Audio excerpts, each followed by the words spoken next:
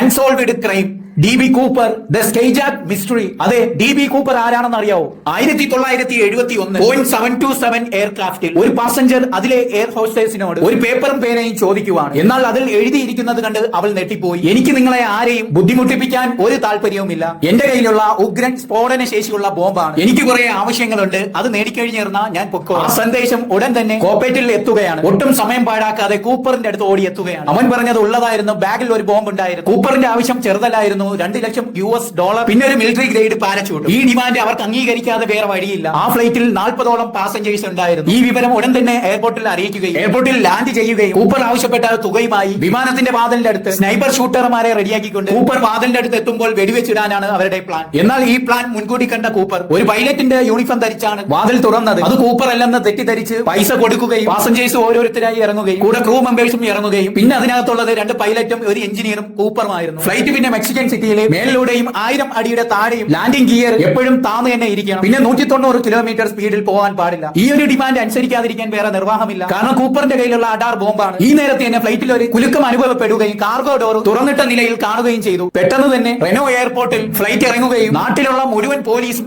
SBIക്കാരും അവിടെ എത്തിയിട്ടുണ്ട്. ഫ്ലൈറ്റിൽ മൊത്തം അരിച്ചു നോക്കിയിട്ടും കൂപ്പറിന്റെ പൊടി പോലും കിട്ടിയിട്ടില്ല. അതുപോലെ തന്നെ ആ ബോംബും പാരച്യൂട്ടും അവിടെ കാണാനില്ല. ഈ സംഭവം നടന്ന ഇത്രയും കാലമായിട്ട് കൂപ്പറിന്റെ ഒരു രേഖാചിത്രം അല്ലാതെ വേറെ ഒന്നും ഇതുവരെയും കണ്ടുപിടിക്കാൻ കഴിഞ്ഞിട്ടില്ല. അപ്പോൾ വീഡിയോ ഇഷ്ടപ്പെട്ടാൽ ലൈക്ക് ചെയ്ത് ഫോളോ ചെയ്ത് കൂടെ കൂടുക. മറ്റൊരു വീഡിയോ ആയിട്ട് കാണുന്നത് വരെ until then it's bye from Niaz.